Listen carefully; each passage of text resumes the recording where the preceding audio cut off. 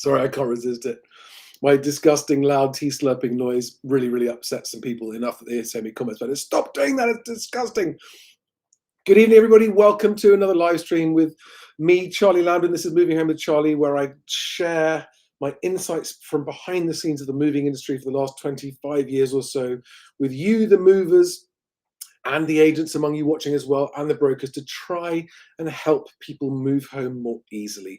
Try to level the playing field a bit, try and stop people being ripped off by the sharks, and to answer your questions to give you a better chance of getting your move done, whether you're buying or selling or both. Now, talking about sharks, my guest this evening is waiting just on screen. I say this. Started her career in estate agency at a large corporate estate agent. And I really want to promote understanding between reasonable movers and good estate agents. And I want to get my message across that all estate agents are not the same. And last week, or was it earlier this week, we had an independent owner manager of an estate agency on, Katie Fox, which was a really great live stream. You guys gave great questions, and I want more of those questions from you tonight, please.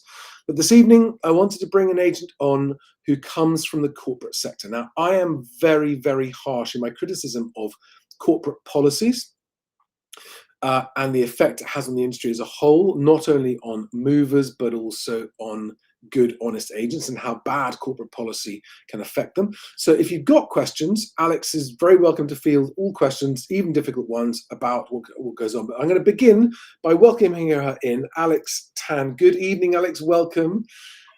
Good evening. I love how you introduced me as the shark.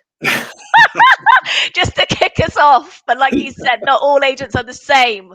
Not all agents are the same. And actually the point I meant to make, and I didn't, which is really important, is that on balance, it is true, in my view, that the conduct and policy among corporate agents is worse than amongst independent agents. However, having said that, many of the best individuals I've ever worked with in this industry worked and still work in corporates, and there are great people in corporates. And one of the questions I want to come to you later is what are the challenges from someone who is passionate about delivering great customer service and moves to your movers?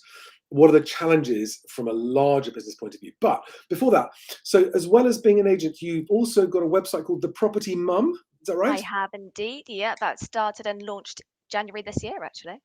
And a YouTube channel as well, the same name. I've got links to both of those below. So if you'd like to follow Alex's social, The Property Mum. Like and subscribed. Thanks, Charlie, for that plug.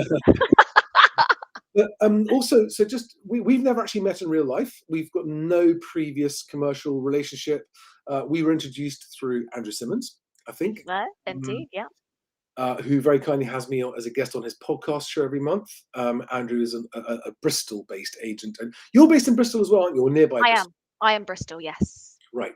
So I would like to invite everyone to give their questions, but to begin with, I would like to start by asking you, why did you go and work for a corporate estate agent? Why did you stay there so long? And then why you moved from where you were to where you are now? I'd just love to hear that story from you. So take your time and please regale us. So I'll take you back to the very start. So after I went to university, I was like, okay, great. What do I do now? So I did a degree in business. And I thought I would go into a sales environment where I started selling advertising, so cold calling, so the ultimate hardcore setting to begin my sales career, because it was ruthless, it was hard work, but it was a great foundation. And then I thought, you know what, I actually want to go and meet people and deal with customers face to face and have that interaction and do something that does feel meaningful. So property just seemed like a natural transition for me. And when I was looking at all of the agents, because we've got so many agents across Bristol, some great agents, and I was trying to look at when we were actually looking at where I want to work and where I start my career, it was very much about the training and progression I was going to get. So for me, it was being able to pin down who's going to actually take care of me and help me thrive. And that's when I went to my first corporate agent, because I was really sold on the training program and the career development. They probably didn't pay me the best, if I'm totally frank about it, but I thought I'm in it for the long haul. I want to build a career. It's not just a job. So I went into corporate life and I knew no different because it was my first experience going as a trainee estate agent. So you take it in, you're a sponge, aren't you, in terms of going into the industry, the ins and outs, and you're being taught by what you deem as the best. And I think that's key. And again, I think that when I look at my corporate life, I actually did learn some really good foundations in terms of the mechanics of the business, the ins and outs, and being able to know exactly what it takes to be a negotiator. And I was with that agent for nearly 7 years, and I literally worked from a trainee neg up to a branch manager, so running a branch, and I enjoyed it. It was one of those things where I learned a lot. Thriving market; those were the good days, Charlie. Mhm. And um, but then I'd been so established in my career and I felt that I'd done a great job and I needed my next challenge. I wanted to go to a company that valued me. So when I was looking at my other options, because I know the job, I feel like I'm very good at the job. I've been successful in being able to have a profitable branch, looking after customers. I thought, what kind of company do I want to work for? And for me, that's when Andrews came up because anybody that knows Andrews Property Group, our heritage, we're owned by a charitable trust. We're the only estate agency in the UK that's owned by a charity. So that ethos and those ethics really resonated with me, that it has a real purpose and it is that different. Because I know when you opened up, Charlie said about the sharks, and we've got a terrible reputation still in 2024, in this day and age. It's horrific, and it's really hard to be able to get people's trust and actually deserve it, but actually own it and make sure that we can portray that to the customers in the job that we do and not make it transactional, because it's more than that. And it sounds cliched, but actually that journey is so long and it's tough, especially in a volatile market now. But with the my secondary corporate life, if you like, we're not a massive, huge Connells countrywide. We're kind of middle ground, but we're not a super independent. 40 That, branches, is that right? yeah, over 40 branches across the southwest and the southeast. So I look after Bristol and Bath, and for me, we do things the right way. And everything that you said at the beginning of the intro, that really resonates with Andrew. So I think we're really lucky to be able to have the best of both worlds. Okay. Okay. Now let me just ask some questions that I think that some of the more cynical and hard-nosed people would say. And now they might come and say, "Well done, Alex. That was a brilliant corporate speech you just gave. You made it all sound lovely. Like you're all sweet, and you're just there to help us out, and you're not there to make money and hit targets. Come on, we all know that you're the regional sales director. You're out there cracking the whip on your team, making them hit targets. Now, how can you reconcile hitting corporate targets with giving good customer service? Because can the two really go together?" I think that is a brilliant question. I think for me, firstly, when you say about having those targets, absolutely, and making profit, we have to give a dividend back to the charity.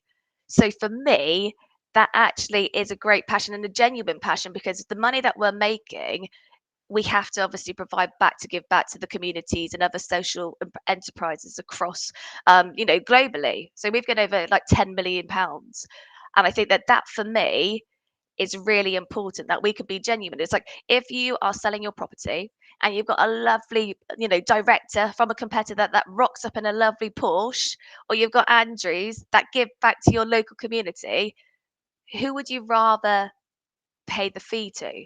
Realistically, and don't get me wrong, there's lots of other agents that have that tick box exercise where they do something charitable, which is amazing, and I think that it's really important to do that. But we are owned by a charity and our purpose is to genuinely give back. So for me to be able to drive the targets and drive performance, you're going to have that anywhere in any business. Even if you're an independent and you still want to obviously do the right thing customer service wise, you still need to be able to make ends meet and be able to pay your bills. But we are obviously on a larger scale, but that is my job to be able to make sure that we are being able to drive performance, but the customer service and being customer centric is really critical. And we genuinely feel that. I know that you've spoken to Carl in the past, and we talk about being the most trusted and admired. And I think that's a really bold statement. But I love the message. And I think every agent across, like, again, across, well, globally, really, not just across the UK, still have so much to do to prove that, because there's so many cynical people, but you can't blame them because people do think that agents are sharks. This is the point. So, I mean, one of the main things we're going to discuss is overvaluing. We've already got some good questions coming in, and one of them touches on overvaluing. Now, again, speaking on behalf of some more cynical and perhaps more desperate movers, people who have both buyers and sellers who feel that they've been let down. So I've got followers on this channel who are cash buyers whose offers did not get transmitted to the seller because it was with a corporate agent that had an in-house mortgage department, and they sold the house to, and the seller found out afterwards that the buyer found out their cash offer was never communicated to the seller. The seller was not given a chance to turn it down, and instead the property was sold to someone who took a mortgage in-house, in some cases for even less money. So there are buyers being let down by the corporate sharks who are more interested in selling mortgages than they are in selling houses, number one. Number two, you've got sellers being let down because those sellers probably would have loved that cash offer, quicker deal, to get me sold, get me over the line. So, and corporate estate agencies, I think, cover almost 80% of the market nationally, right? A small number of corporate agents cover about 80% of the market. And so the majority of people moving house have a really difficult experience. They find themselves locked into long sole agency contracts sitting on the shelf. They were promised a valuation that hasn't materialized. They need to move. I'm not talking about the time wasting sellers who just put on a silly price and just will wait forever rather than not moving.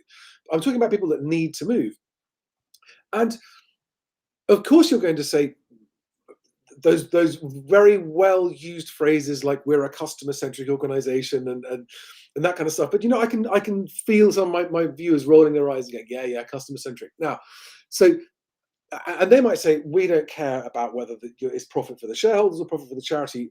Please, we just want us to move house. Can we please move house, please? And so there are scenarios, you and I both know this, right, where you've got individual staff and individual offices who've got properties to sell that are easier than other properties to sell. And those staff only have so much time.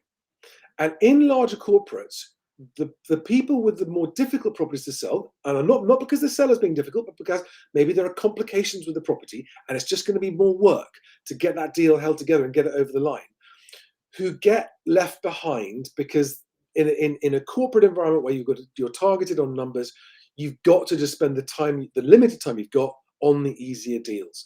Whereas in a smaller independent agency where the owner's name is above the door and their personal reputation is on the line, they will get more time.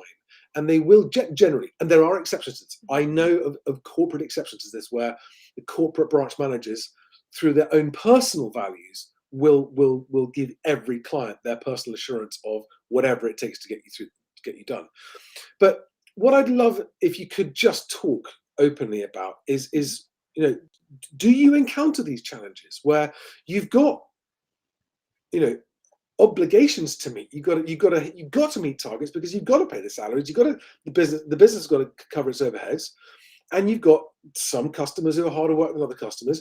And what's your position, for example, on sole agency contracts, that sort of thing. So it's a tough question, but I suppose I'm asking you to just be honest about the times when actually you think, oh, maybe we didn't get that one right with that customer. And is that worse in a corporate environment, do you think? I think that's the thing when you look at how much property stock there is at the moment. Again, there's a lot of properties on the market, and people to be able to make sure that you constantly communicate with. And I think that's the thing, and you always strive to make sure you speak with them at least once a week if you're not doing the viewing feedback element. And that's the biggest reason, isn't it, really, Charlie, why people will leave an agent and they'll be fed up and they'll be sick of it. It's like, I don't hear from my agent. You'll have the other agent chasing them and saying the usual line, oh, again, Joe Bloggs down the road is calling me more than you, and you're my agent who I'm meant to be paying to sell my property. I entrusted in you because people buy people, and again, you have that personal connection with that vendor. You want to deliver and stay true to your word.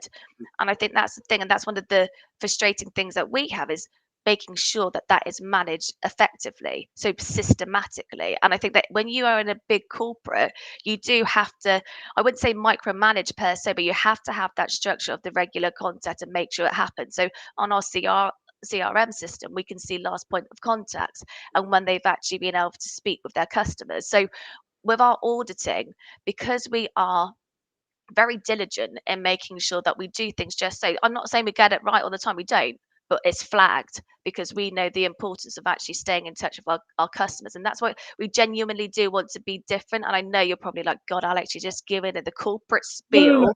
I believe you. But I believe you, and that's why I've asked you on the channel. yeah, I've invited you because I know you're someone that genuinely does want to be different yeah, and oh, does want to. definitely. And we don't always get it right. And you have to hold your hands up and you have to own it. Because, like you said, unfortunately, I only deal with the irate customers in the main, unless I'm in branch and I get to meet and greet and be able to speak with customers when I'm in branch. But I You get to deal deal with with, customers directly sometimes, do you?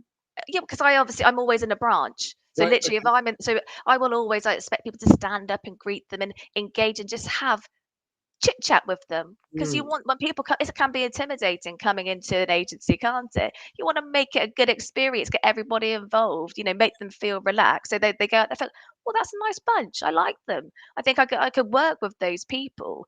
And I think that's the thing, is like, we want to make sure and we aspire that we do communicate with vendors, but not only just a tick box exercise, but with purpose. Again, making sure that we're having real, honest conversations with people. Because there's Speaking someone, of which, sorry to interrupt you. I want to, because we've been going for about 17 minutes already. Um, speak honest conversations. Let's talk about the overvaluing problem, Mhm. which everyone knows exists. No one even denies that it exists. It exists because my theory and experience is that it exists. I actually saw it when it started. It was Foxtons in London in the 90s who pretty much invented this whole strategy of say whatever you have to say to get the listing, sign it alongside agency contract, and have the biggest inventory to get the biggest number of buyers. Now, a lot of sellers go out and pick 3 agents and they think they're picking randomly, but of course it's not, because the lead gen means they end up in the traps of the biggest advertisers. And they get 3 agents around, all of whom overvalue. And the seller thinks that they're being, I know, and it's absolutely fair and true to say that when a seller says, oh, but we wallpapered the inside of our garage, and so we think it's worth 25 grand more, that's a nightmare, and that's not in any way the fault of agents when you get sellers who think like that. But at the same time, when all 3 agents know that the other agents are overvaluing and know that if they go in too low, they're not going to win that instruction, they're not going to hit their listing target. So what is your approach to that very, very thorny problem? Because it is a catch-22, isn't it? It really is, and I think it is a hot debate at the moment because of how price sensitive the market is. That you need to be completely honest, because people fret about it. It's a bit like with fees, isn't it? Being able to, you don't want to lose the business, so but then that's just a downward spiral as well in terms of being able to look at what fee that you can actually command and the value that you're actually putting forward. But what I would say in terms of how that operates in that setup is that you have to be completely frank. It's down to the vendors when you look at their approach and how they actually perceive the market. So there's been so much scaremongering in the media that has not helped the situation in terms of whether that vendor is being realistic or not. But then that's our job as the expert, as the agent, as the advisor, to be able to say, I believe that your house is worth this much, but having that evidence to back it up so that it's justified, rather than just assuming. You have to make sure that you're equipped and you're prepared and you've done your research so that you can actually give them that understanding and educate them. They might not listen, and we still have the scenarios where vendors would say, well, I know what you're saying, Alex, but I want to try at X amount. Let's say it's 20K over, Charlie. And I think that's what we keep having. And that's what the problem is, because people, well, let's try it a bit higher. And that's all well and good, but you're not going to be able to capture that market, because what we're experiencing here and now, we've had a really nice, healthy start to 2024. And genuinely, those people that have priced right are selling. And that's not sales, but that's what's happening day in, day out. And we've got back into the rhythm of having open houses, multiple viewings as well. But that is on those properties that have actually gone on at the recommended price. Um, there have been occasions, because I'm not under any illusions, where obviously we want to walk away from the business, but under the condition that that vendor knows we will be calling them in 7 to 14 days to obviously readdress and reevaluate the price that we suggested in the first instance. So it's been about setting those expectations.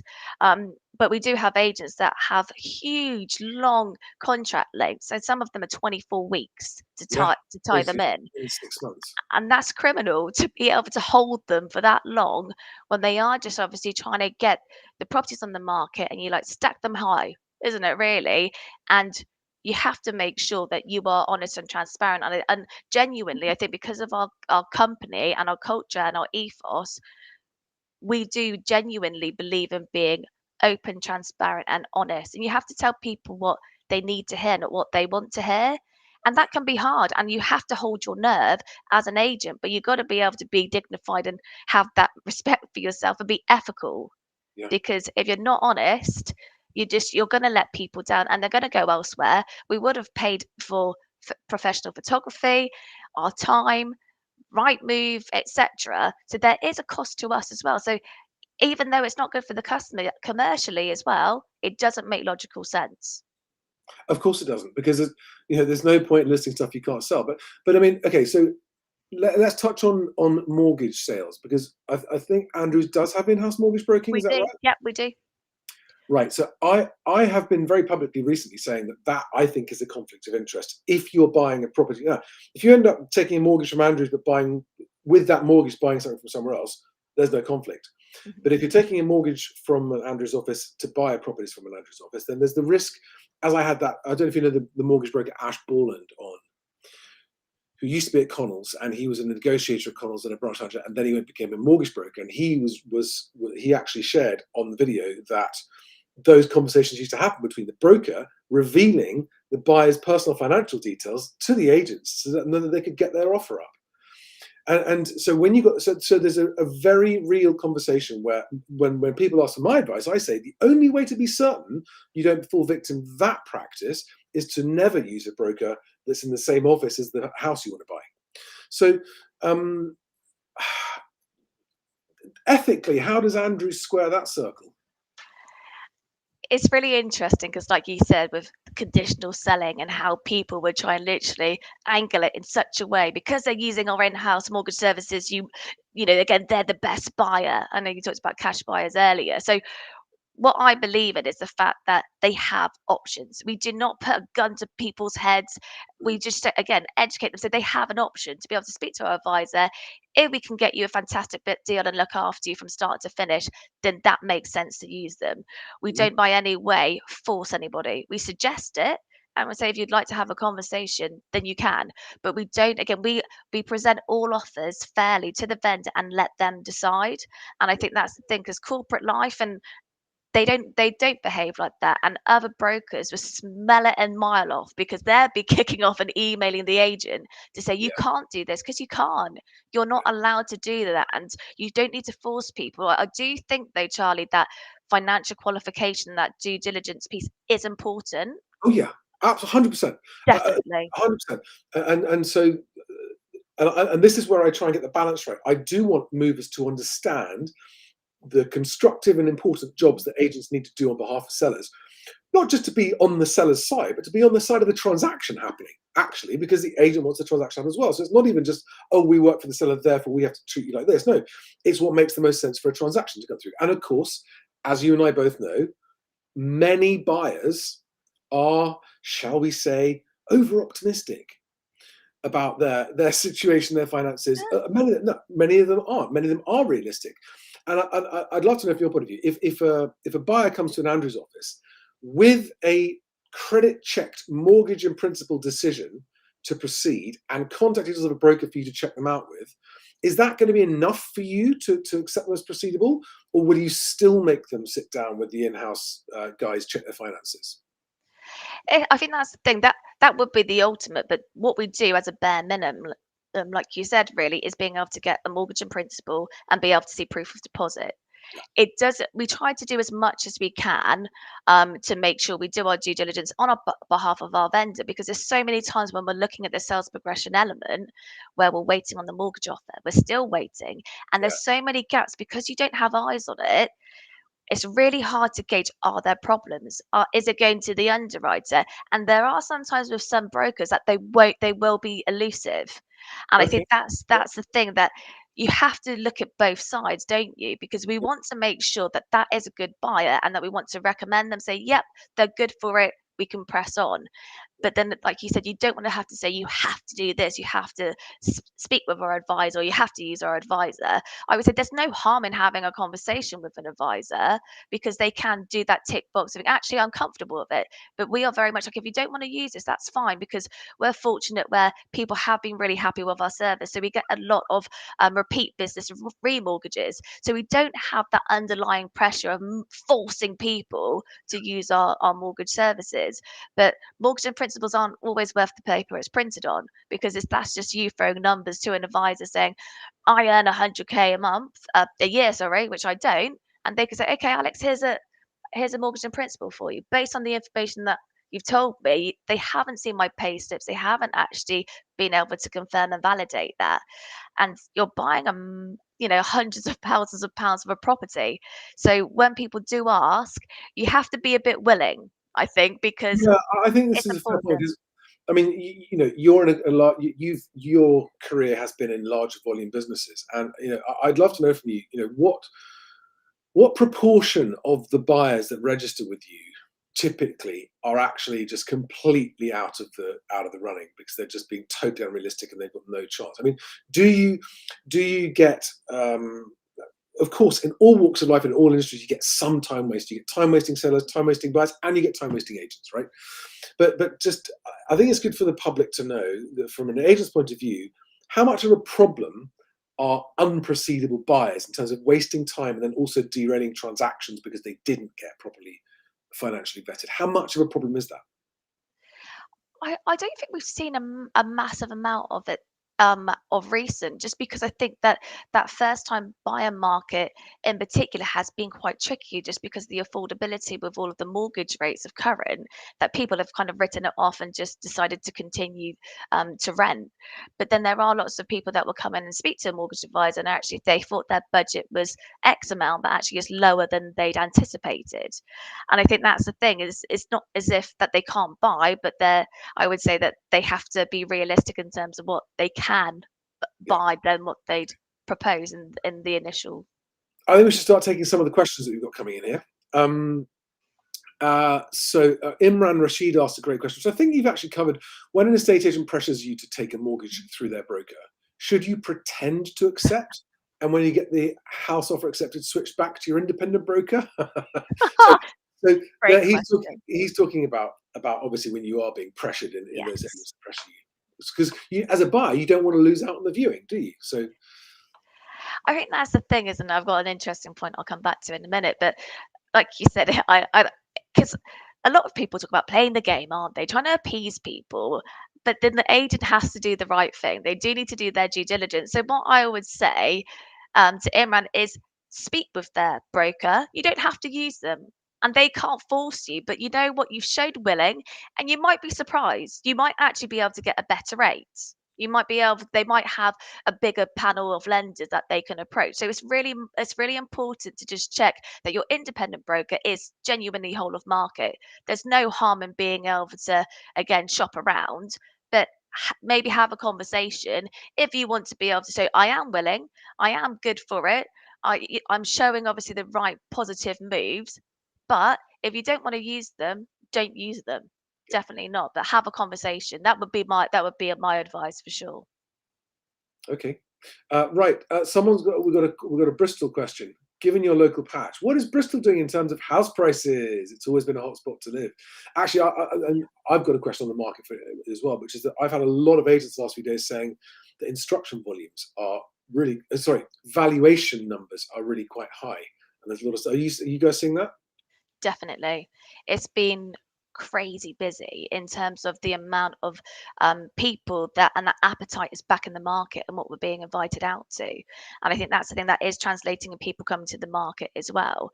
And when you look at Bristol, again, it's always been a very vibrant city. And whenever you see some of the Times reports of the top 5, the top 10 cities to be in, Bristol is there pretty much every time, just because of all that we have to offer, and people come from London, and because of how close you can get and more value for money, as it were. But then that has given the Bristol prices that bit of a lift, and depending on where you are in the hot spots, it is hand to mouth in terms of best and final offers, and it does get crazy, especially post COVID, in terms of some of the house prices and where they were, and how much we did achieve over asking price. It is a different marketplace now. Like you said, we have got people that are overinflating the price, and they're sticking. Again, they're not being able to sell. So we're in a very different marketplace now. But I do think that Bristol is very stable with our house prices, and I think we're really lucky, just because there is always a lot of demand all over, depending on which area in Bristol, because we cover like literally Bristol and Bath, which are both massive hotspots. Yeah, yeah, okay. Right, next question is from someone called the Wandering Englishman on X, who says, seems every agent in the last 2 years has overvalued every property they've listed on the market. Okay, there's no question there. Bold statement, just a bold statement right there. It is a bold statement, but it definitely reflects the sentiment amongst people who are trying to buy their first home. It's just like everywhere you look. And actually, the more agents I talk to, they say it's realistically minded agents that aren't the deliberate overvaluers are just saying, how can there be agents still listing stuff at 2022 asking prices? That ship has sailed. It's not that market anymore. And I mean, I don't know what your observation is. One of the things I say to people is estate agents do not invest huge amounts of time in trying to forecast the market. That's not your job, right? Because people need to move or they don't need to move, and you're there to help them move when they need to move. It's not about whether prices are going up or down. I mean, agents always like to say prices are going up because people seem to be happy to move if they think prices are going up, because buyers think they're going to miss out if they don't buy, and sellers think, well, great, I can move because I can afford my next place. But I think, because I'm hearing this increase in valuation requests coming from everybody I ask around the country from agents. I think that 2023 was a very difficult year, wasn't it, for the industry, for agents? The transaction Definitely. volumes were very, very sharply down. There have been quite big job losses, and a lot of companies have closed down. And I think that it is my view, for reasons I've repeated many times, that the house price indices and even the land registry with its lag, though the way they calculate those numbers, which aren't averages of any sort, they call them averages, but they're not actually averages, have masked true house price movements. And also the mainstream media's narrative about the economy has been, it's not that bad, everything's fine. But actually everyone knows people that are being laid off. Hmm. And builders and tradespeople who go, hang on, where's the work gone? The work's just dried up. And today Sony announced they're laying off 900 people, and this is happening. I think that finally that reality is starting to percolate through into reality, and now you've got vendors going, we should just check how much a house is worth. We should be looking at whether we're going to move or not. And I think we're going to see quite a big spike in supply of houses coming onto the market. But do you have an opinion on house prices or not? Do you stay out of that? I think that's the thing, but I totally agree with what you're saying, that we are going to see a lot more people coming to the end of their mortgage rates, and again, not going to be able Millions to this year. afford. Exactly, it's a lot of people, and then how different the rates are now, since they were probably in 1 or 2%, and that affordability is going to change. So we will see a massive influx, and again, that's going to have a bearing on our house prices once again. But when we were post COVID, the way that obviously people were just going so above asking price, we were getting down valuations on the mortgage anyway. So it's being able to be as balanced as possible. But I do think, like you said, that scaremongering in the media has given this false illusion of what the market currently is, and people still think, oh, let's try that higher price. But it's not that. If you want to sell, that is not the right strategy, genuinely, because like you said, that they're going to have more and more. We've had more valuations than we have in a long time, and with that instructions that is a lot more competitive, that it will be. Well, it already is. Again, it is a buyer's market, and I think that's the thing, is that the sellers still think it's a seller's market, but it is a buyer's market. That's the reality. So you have Well, to be attractive with your price if you want to sell. on that, this question from Imdadal Hack on YouTube says, why is it that estate agents are not doing more to get vendors to price correctly, with actual data to price correctly. So yeah, I think that why aren't agents? So why can't agents do more? I mean, is it the case sometimes that agents don't want to admit to the client that they overvalued it and that so there are sellers, aren't they, who just believe the agent and go, okay, great, I'll go on that price then. And then agent comes back after a few months and goes, oh no, we've got to drop 20, 30 grand off the price. And seller goes, hang on a second, you told me to get this from. What do you mean drop the price? So, I mean, from your point of view, I'm assuming that, as with every other agent, you've got to have these conversations on a regular basis. But Imdadal's question is, why aren't agents doing more to get vendors to price correctly? I think I know what you're going to say. What do you think I'm going to say? It's really important. In fact, we had a session on this today talking about using the data and having that evidence rather than just say, I think you should drop this amount because it suits the agent and they know they're going to get a sale. Because we do want to be able to get the best price, but we also have a duty of care to the buyer. And if that vendor wants to get moving, you have to give them honest advice. And there's so much data and there's so much controversy in terms of how valid that data is, Charlie. Like you just mentioned, in terms of land registry, how outdated it is. So you have to really try and be as open and honest as possible. If you have got certain properties you've sold in the local area, and you can give a good idea in terms of what that looks like. So you're not just giving a generic number. It's important to that actual individual client rather than picking up the phone and say, I think you should drop 2% so you can trigger a new again a price reduction on Rightmove. Yeah. Who are you actually looking to appease? Are you looking to just try and get a sale and get it off your books? Are you actually trying to help your vendor to get a buyer where you could actually attract more interest and get the price that they ultimately wanted anyway? Because people are driven, they are driven obviously by the price, especially from the buyer's market. But I do think that it's a really good point, and more agents should do that. And I think that that's the thing, is being able to have that data to hand to validate it, rather than just having a conversation and being a salesperson and saying, yeah, I think you should drop it 10K Right. because that's easy for the agent. That's lazy. Yeah. Yeah. And Yachek D asks, when do you think sellers will start pricing their property realistically? Brilliant question. Absolutely brilliant question.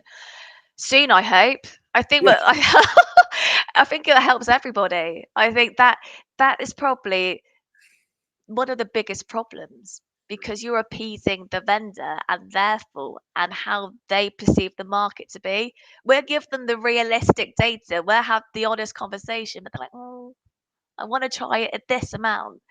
So that is probably where it stems from. But then you just have to look at, we're talking about the data and the stats, how Yeah. people think there was gonna be a drop, not mentioning any names, and now they've predicted actually it's gonna lift. It was gonna drop 3%, now it's actually gonna go up. So there's so much conflict with the data to start with, that it we're not helping our This sellers, is the point. I really. know. This is why I'm launching the Best Agent actual exchange price index, so that there will be, for everyone who needs it and wants it, recent exchange prices that will be actual exact price paid data, which will be 3 to 6 months more timely than the land registry, and won't be based on asking prices and won't be based on lenders stuff. It'll be actual exchange prices that will then get verified with land registry. So, because this problem hurts Love everybody, that. it hurts Yes. buyers, sellers, and agents. It hurts transaction volumes. It only benefits the big corporations that want to list everything and go, it's going to be, house prices are huge. Just sign this 26-week contracts and we're going to make you a millionaire. Those are the only ones that it benefits. So, and of course, When it what I gets thought, flooded as well, when you see a lot more sellers coming to the market, I think people will have to be, because the competition is gonna be a bit trickier, isn't it? yeah, absolutely. Now, I've got a tough question for you. Someone is saying that you dodged the point. So I'm going to just Oh, put this to you okay. again. Are your Andrew's in-house mortgage brokers, do they share information on a mortgage applicant's financial situation with the negotiators and sales team?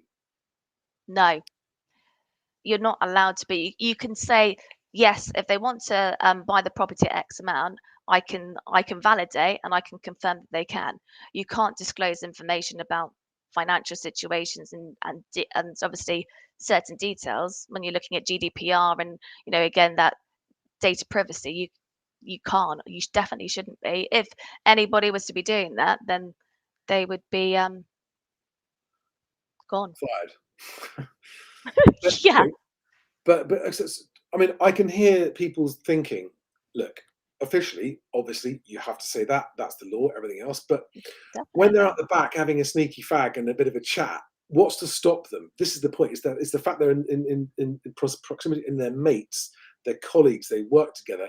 Is there genuinely any reassurance that can be given to buyers that doesn't happen? Because I know, and actually, it's something that I've learned from this channel because I never most of my clients over the last 25 years have tended to be small and medium-sized independent estate agencies with pretty high values and high standards. And this would just never even have occurred to them. But Mhm. in the big corporations, it does happen. I've now had evidence from someone that said, yeah, I was there. I used to see it happening.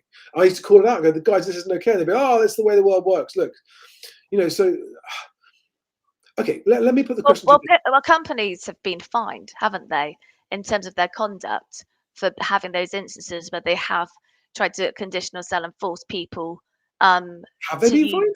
Has anyone been Yeah, fined? yeah, there have been. Okay, I didn't It know probably it was hasn't. called It out. quite big amounts as well. So it's good that it is to an extent being policed, but it is important to customers um, to flag it.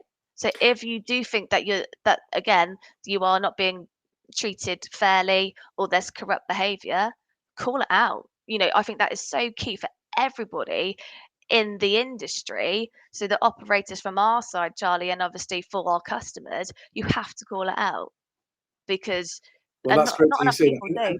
Yeah. And I always tell people to start with the property ombudsman. Um, Yes. yeah. So just look at the property ombudsman and you go to their website and you'll be able to find out how to file a complaint. And do you think that if someone feels they're being treated unfairly, they should warn the agent first and say, I don't think you're treating me fairly, and if you don't address my concern, then I'm going to go to the property ombudsman, Oh, or should definitely. you just go straight there? I think it depends on the situation, but I think that sometimes it's good to be able to flag it because they need to be aware that of their conduct. Because by the time you go again to the ombudsman and you do it that way, it will get flagged. But I do think you need to flag it because it stops people in their tracks. And I think that's the thing. It is really important to do both. Whichever way you do it, just make sure that you pursue it. And I think that would be my recommendation because we don't want to work in that sort of environment. I know I am from a corporate and I worked for a bigger corporate before, but that's not the way in terms of us being able to change the profile of agents and being able to do things the right way in an ethical way. Okay, right. We've got lots of questions coming in, so I've got to keep on cracking through them.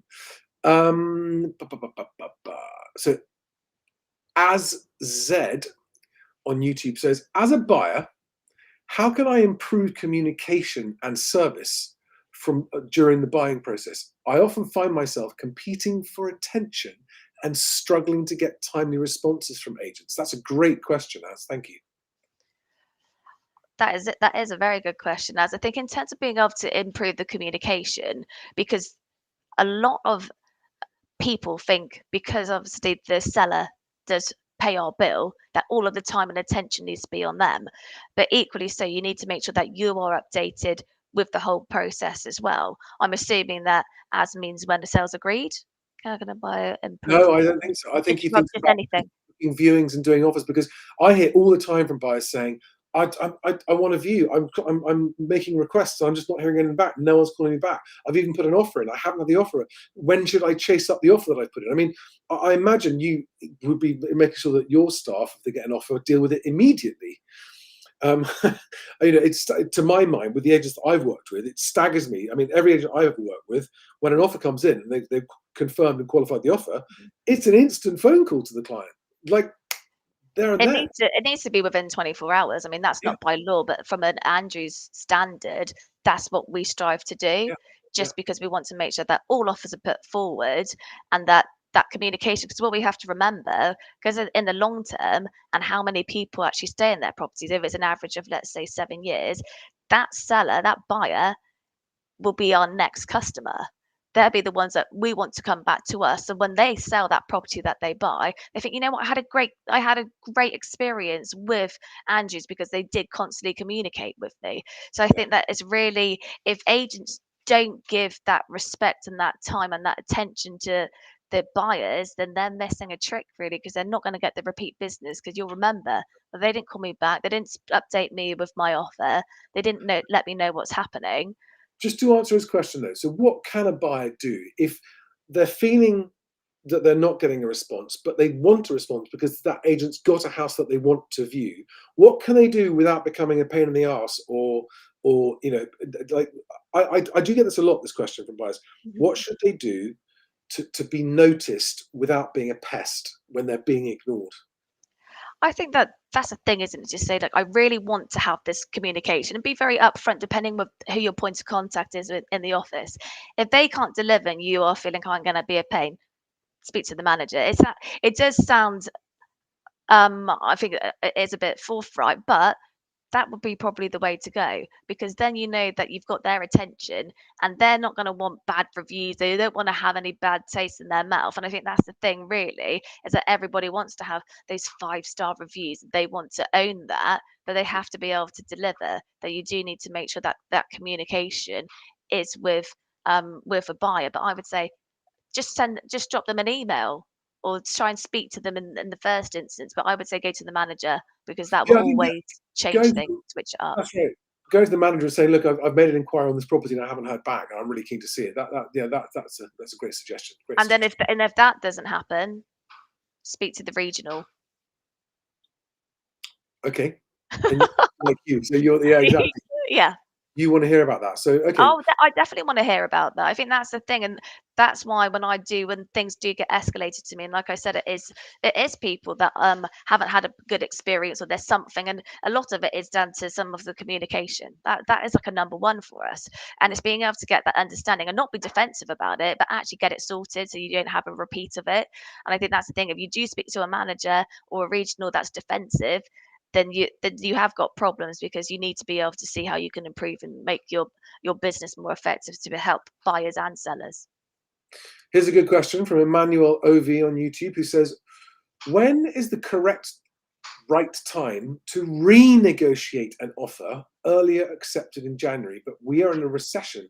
I really want to negotiate the price, and the deal should be completing just before Easter." So that sounds like to me like a buyer who feels that they've over offered and wants to negotiate down. And I think the question is, at what point should you? So that sounds to me like they've already decided they're not going to go ahead at the price that they're at. Mhm. What's the right point to actually renegotiate? And I think as a lot of people wait for a survey and then try and use the survey as an excuse, won't they? It's the classic thing that everybody That's does. a classic. Yeah. Oh, the survey. Oh, the survey. I think that's the thing, because it does uncover and unveil a few things, doesn't it, in terms of you if you can justify and validate it. So I would say that it's being able to get the understanding and be able to, like how we have our stats and data, to be able to say your property is worth X amount. If Emmanuel is to be able to say, okay, this is the price that I paid in January, this is the state of play of the market. If I've seen another a property that's come on the market, but it's sold for a certain amount less, if you have actually got a valid reason in terms of thinking that you did pay an overinflated price, but you have got a good business case, if you like, to be able to justify it, you're probably more likely to be heard, because that's what we would do to be able to speak to our vendors, especially if you've got somewhere down the line, um, and that you're nearing exchange and being able to complete. I think everybody is invested financially as well. Everybody has again, emotionally, you've probably moved too. So that vendor is going to still want to move, and sometimes it can be a battle of will, but equally so is being able to just make sure that you have got some substance behind and some rationale behind a renegotiation, rather than just saying that there's a recession. It's not that I don't disagree with where you are from January to Easter, but I would just say make sure you have got some really good understanding and data, and obviously some examples in terms of why, how you've come to that figure. Okay. Question from Nikki Knight. What is a typical down, I think she means down valuing percentage? Mhm. When you get down valuations, what is a typical size of a down valuation, or is there a typical size? I wouldn't say there is, because again, it just depends on what type of property that you're buying, where you are as well. So London might be a lot more substantial than in the southwest, for example, and vice versa. So I wouldn't say there is a typical down pricing, down valuing percentage per se. Okay. Now we've got someone who's asking.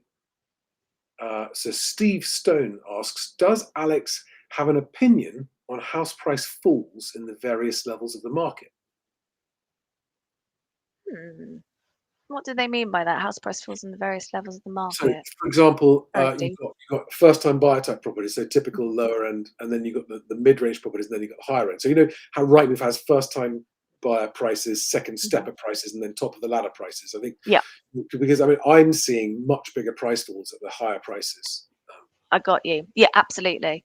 Like you said, I think that you need to have a much more substantial shift or price reduction in those to actually have any impact at Yeah, all, really. And then lots of things that we'll be looking at is the price bandings because of when people and buyers are looking on Rightmove, Zoopla, being able to be within those bandings. So I think that a lot of people, when they're looking at it, they will look to make sure that you are on that banding on the money. Excuse yeah, the pun, but on the money. So when you do get higher up the tier, those increments go up that much more, whether it's 25k, 50k, 100k. So I think that's where the big hitters come in. Whereas I would say that first time buyer market, it does seem to be. It's interesting actually. I think that's a really good question, Steve, because you probably have maybe a bit more realism at the lower end of the market, don't you? In order to be able to, whether they are upsizing, downsizing, I think that market seems to be a lot more receptive to be able to be more realistic and price sensitive. I mean, yeah, it's generally speaking, there might be some exceptions in some places, but it's a good time for upsizing now because the prices at the top end of the Definitely. market have definitely come down more than the one bottom. Because there's a lot of downsizers. Don't know if you've seen this, but there are a lot of people downsizing from big detached houses into semis or terraced or something, and cashing in. They've been there a long time. There's got lots of equity in the house, and they've cashed out. They've sold, and they're now buying cash. But they're competing with first time buyers, and that's really it's frustrating a lot of first time buyers who aren't seeing the price falls that the rest of the market is seeing. Like, Yes. hey, what? This is like feels so unfair. Like we've waited and waited and waited. Now price falls are coming up, but not where we need. They're coming down the top, and they're yet again the baby boomers are winning because they've now cashed in their chips of having had a lifelong ride of the property market, and now they're using their cash to buy the properties that we, the first time buyers, want to buy. There's a lot of that out there. A lot Loads of of it. It's rife. that. I've got a question for you, which is this: after your time in the market as an agent, right, and your career in the agency, if you could wave a magic wand and make changes to the industry, what would you do? Conveyancing. Okay. Just the speed or lack of. I think that's a real pinch point and a problem. Now, Be- okay, so I'm going to defend conveyancers here because some of them say if agents could get the upfront information ready that we need, Mhm. rather than waiting until the offer's accepted, we could be ahead of the game, ready to go. So I hear conveyancers saying agents should be bringing sellers to the market contract ready. You know, have a conveyancer already selected, have all your property questionnaires already filled out, and market the property, which partly you need to do anyway for the new Mhm. material Area information. of the nation, yeah. Market the property as contract ready because, especially in a tougher market that might be a bit more of a buyer's market, buyers will be keener to buy a property that's going to be like, I can just take that one off the shelf and snap. It's a great. So, I mean, I also totally hear you that there are, and I've already come across a lot of very sleepy conveyancers, like really super sleepy conveyancers, and this is why the mover's choice of conveyancer is so important, isn't it? So, Definitely. Definitely. but both sellers and buyers have things that they can do that will take a few weeks out of the process. And so what would you do with your magic wand and the conveyancers exactly? Oh, but I think that's a valid point, being able to like, hips and have all of that upfront information. It would just make things so much slicker because if you have a case in isolation rather than you talk about that volume, that it's like that with conveyancing on a larger scale, isn't it? They've got so many cases and workload that if they actually had to focus, if someone escalates and kicks off about something and they've got one case they need to get through, it's miraculous what can happen when you have that dedicated time. But if I put conveyancing to the side and if I had a magic wand, I would say for 2024 is to have a stable market without any disruptions, volatility, um, because of Elections. because of what was well, exactly spring budgets next week.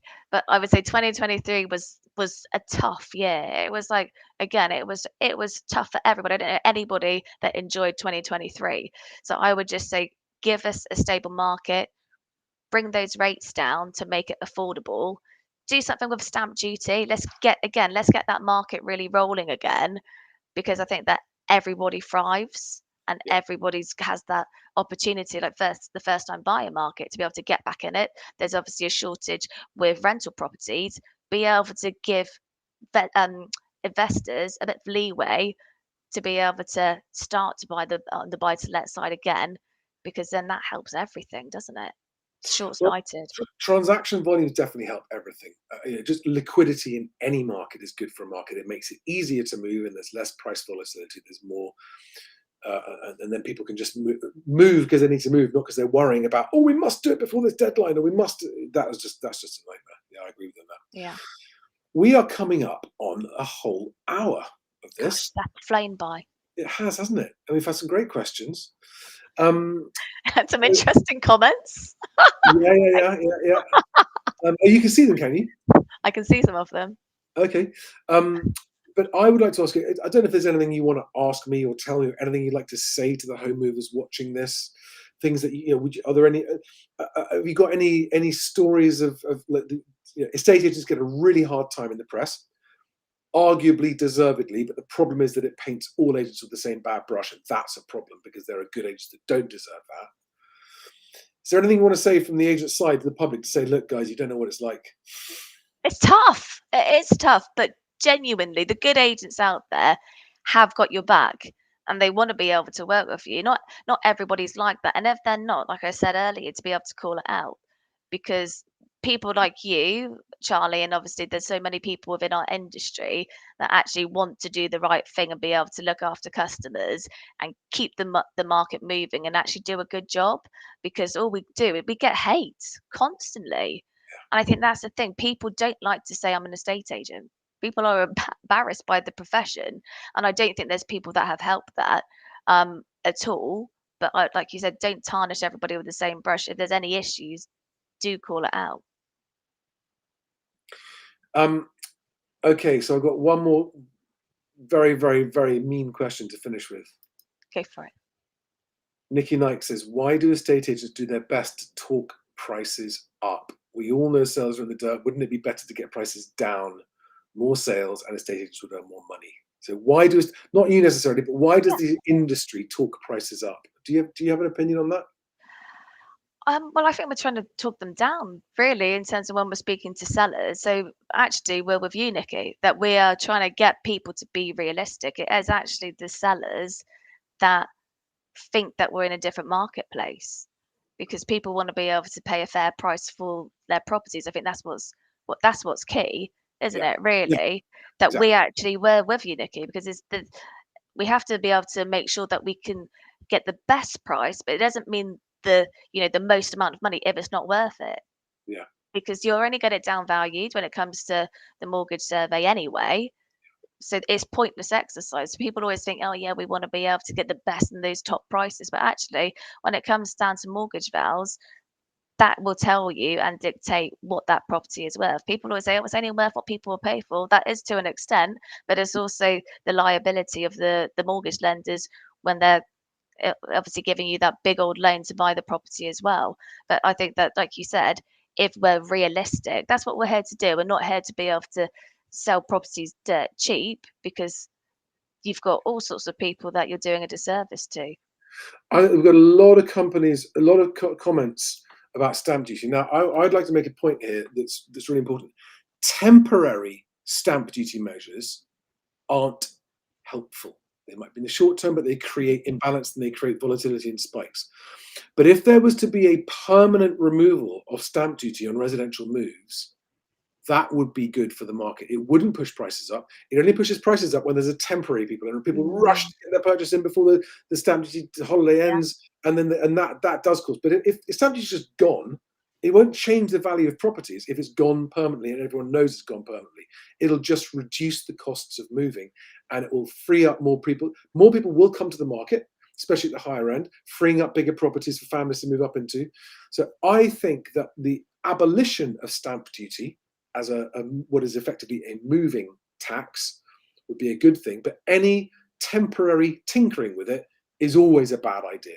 Don't temporarily tinker with it. Yeah, valid But point. if you want to get rid of it, get rid of it. But Alex, thank you so much for your time and for being brave and facing them. They can be quite harsh, but I I think love it. Never seen so many trolls.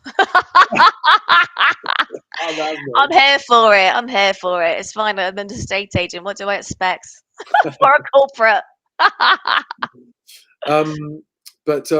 Okay, so Gavin, someone's talking about too much debt to abolish. Replace it with different taxes that don't tax movement, right? That there are different ways to have taxes, but stamp duty on moving, I don't think is any good. But right, guys. So where can people find you? Is it thepropertymum.com? I did actually put the link. It's www.the-property-mum.com or on LinkedIn. Yeah. Okay, and you've got a YouTube channel. I have. So, yeah, and that's where you sort of have conversations about the market from time to time there, don't you?